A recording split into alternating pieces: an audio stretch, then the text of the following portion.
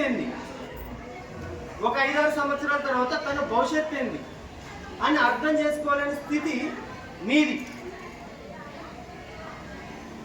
అమ్మ నాన్న గట్టిగా తిట్టినారంటే నన్ను తిట్టినారు, నన్ను కొట్టినారు, నేను ఇంట్లో పని చేయను, నేను ఇంట్లో ఉండను అని చెప్పి పారిపోయే స్థితి మీది. మీ అమ్మ మీరని ఎందుకోసం ఆ రకంగా తిట్టినారు, ఎందుకోసం కొట్టినారు, టీచర్లు ఎందుకోసం తిడతారు, ఎందుకోసం కొడతారు అనే ఆలోచన చేసుకోవాలని పరిస్థితి మీది. వాళ్ళు ఎందుకోసం చేశారు అనేది నీ మంచి కోసం, నీ భవిష్యత్తు కోసం. వాళ్ళు అన్ని కష్టాలు నష్టాలు అనుభవించి ఈ స్టేజ్కి వచ్చినారు కాబట్టి ఈ కష్టాలు నష్టాలు మీరు పడకూడదని చెప్పి మీకు చెప్తుంటారు.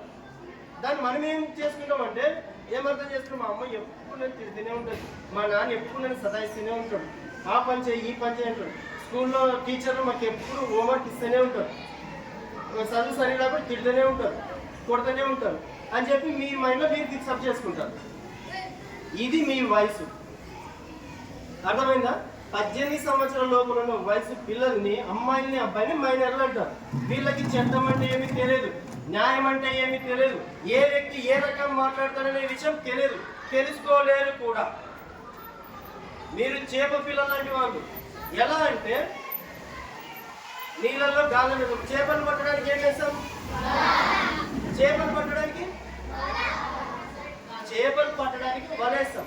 చేపలు పట్టడానికి గాలం ఏమేస్తాం? గాలం వేస్తాం.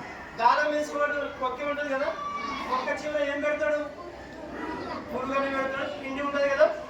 అంటే చేపకి ఆ చేప ఏదైతే ఇంట్రెస్ట్గా తింటుందో ఆకర్షిస్తుందో ఆ వస్తువుని దానికి పెట్టి నీళ్ళలోకి ఇస్తారు. వేసిన తర్వాత పైన ఒక గుర్తు పెడతాడు.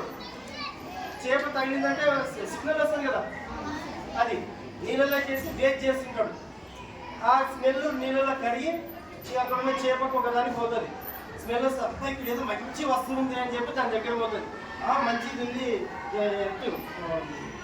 ఏమంటుందండి, ఎక్కువం కానీ ఏదైనా పిండి కానీ ఉంది అని చెప్పి దగ్గర డోర్ మంచిగా ఇట్లా చేసి తక్కువ పట్టుకుంటారు. పట్టుకుంటే పైన సిగ్నల్ వస్తుంది కదా, సిగ్నల్ వచ్చినట్టు వాడు ఏం చేసి ఇట్లా ఎక్కేస్తారు. ఎక్కేసినట్టు ఇనుప ఉంటుంది చూడు, నోటికి కలుసుకుంటూ బయటకు వచ్చేస్తుంది. ఆ చేపకి తెలుసా ఆ ఎర్ర ఎన్నికల్లో ఇనుప ఉందని, కొక్కె ఉందని తెలుసా? అదే పరిస్థితి ఆలోచన చేయండి.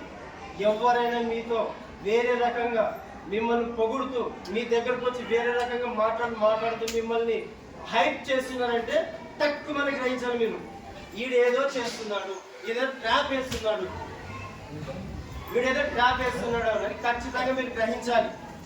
గ్రహిస్తారా? రైట్, ఇది ఓకే. తర్వాత వీడున్నాడు కదా, వీనికి చట్టం అనేది తెలుసు, న్యాయం అనేది తెలుసు. ఒకవేళ నేను తప్పు చేసినంటే పోలీసులు వదిలిపెట్టారని తెలుసు, నేను తీసుకుపోతున్నా మైనర్ అని తెలుసు. కేసు పెడితే పోక్స్ యాక్ట్ కింద కేసు బుక్ చేసి జైలు పంపిస్తారండి. కోర్టు పంపిస్తే కోర్టు ఏం చేస్తుంది? శిక్ష చేస్తే 28 సంవత్సరాలు లైఫ్ పడే శిక్ష ఉందని చెప్పి వీరికి తెలుసు. తెలిసినా కూడా ఒక మైనర్ అమ్మాయిని మాయమాటని చెప్పి తీసుకుపోయినాడు. మరి తప్పెవరిది? తప్పెవరిది? గట్టిగా ఫస్ట్ ఏం చెప్పినారు? ఎందుకంటే మీరు మైనర్లు కాబట్టి మీకేం తెలియదు కాబట్టి మీరు అమ్మాయిలని తప్పని చెప్పినారు. మీకు ఏం తెలియదు కాబట్టి తప్పు అమ్మాయిలని చెప్పినారు, అవునా కదా? ఇప్పుడు నేను చెప్పిన ఏంది విషయం అని చెప్పిన తర్వాత మీకు అర్థమైంది కదా, అప్పుడు తప్పు ఎవరిదని చెప్పాడు? ఈ విషయం బాగా గుర్తుపెట్టుకోండి. ఎవరైనా మిమ్మల్ని అబ్యూజ్ చేసిన, ఈ రకమైన పరిస్థితులకు మిమ్మల్ని నెట్టిన, దాన్ని పోక్సో యాక్ట్ కిందకి జమ చేసే అవకాశం ఉంటుంది, జాగ్రత్త. ఇంకో విషయం, ఈ అమ్మాయి విషయం కేసు స్టడీ జరిగింది కదా, ఈ అమ్మాయి లాంటి అమ్మాయిలు మీలో ఎవరైనా ఉన్నారా?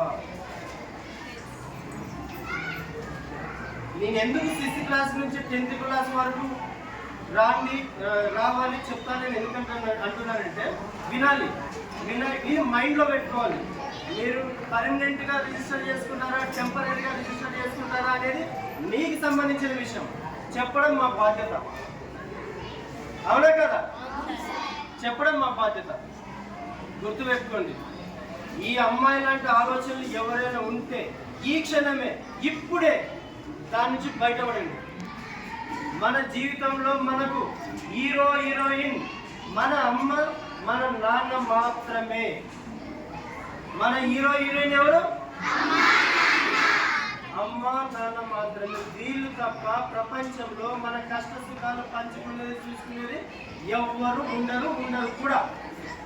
ఒకవేళ అది కాదని ఎవరైనా మీకు సహాయం చేయడానికి ప్రయత్నం చేసినా, ఇంకో రకంగా చేసినా, మిమ్మల్ని ట్రాప్ చేస్తున్నారని బాగా అర్థం చేసుకోండి. ముఖ్యంగా 10th క్లాస్ పిల్లలు టు 6th క్లాస్ పిల్లల వరకు. ఓకేనా? మిమ్మల్ని మీ అమ్మ మీ నాన్న నమ్మి నా బిడ్డ చదువుకుంటుంది, నా కొడుకు చదువుకుంటాడని చెప్పి స్కూల్ పంపిస్తున్నారు. మిమ్మల్ని స్కూల్ పంపించి వాళ్ళు ఎండలో కష్టపడుతున్నారు. ఏ తల్లి ఏ రకంగా కష్టపడుతున్నారో మీరు చూడలేరు, ఎందుకంటే మీరు స్కూల్లో ఉంటారు కాబట్టి. రోజువారీ కూలి పోయే వ్యక్తి ఈ రోజు కూలి దొరుకుతుందా లేదా? ఒకవేళ కూలి దొరికితే నా బిడ్డకి మంచి బట్టలు వేయాలి,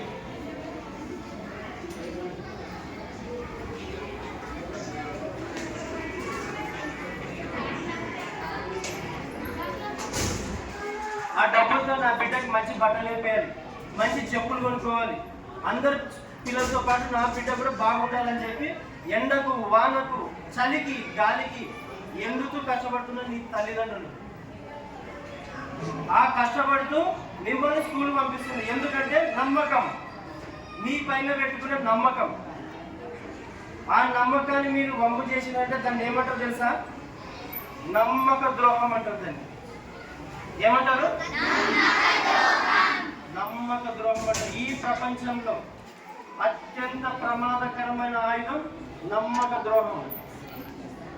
నువ్వు ఏ దేశ చరిత్ర చూసినా, ఏ రాజకీయ పార్టీ చరిత్ర చూసినా అత్యంత కీలక భూమిక పోషించేది నమ్మక ద్రోహం. మీ తల్లిదండ్రులు మీరు నమ్మక ద్రోహం చేసే పరిస్థితులు మీరు ఎవరైనా ఉన్నారా?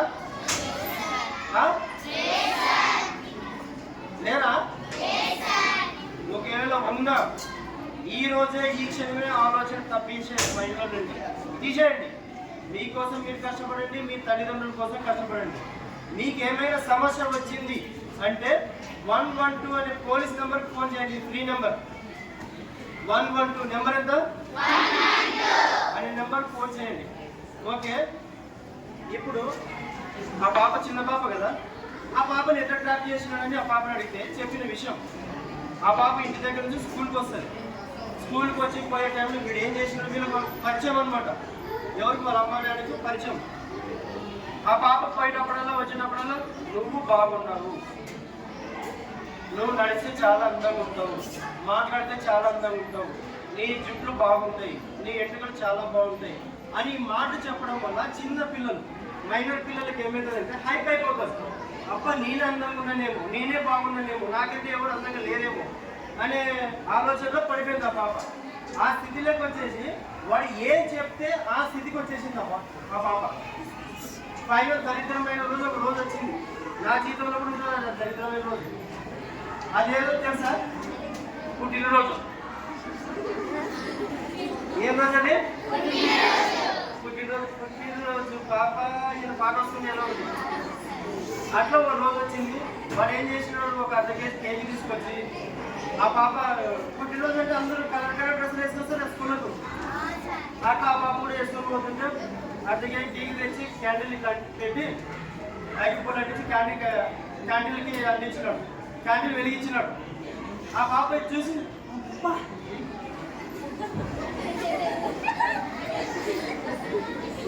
ఎంత బాగా, అసలు నేను ఇంతవరకు ఫస్ట్ టైం నేను బర్త్డే చేసుకోండి. ఇది అమ్మ చెప్పింది, నేను చెప్పింది కాదు. ఎట్లా అనేది చెప్పింది ఆ అమ్మాయి. అబ్బా అని చెప్పి ఊపింది. కానీ ఆ పాపకు తెలియదు తను ఊపుతుంది, తన జీవితాన్ని ఆపుకుంటుంది, తన జీవితాన్ని. ఆ టైంకి అది క్యాండిల్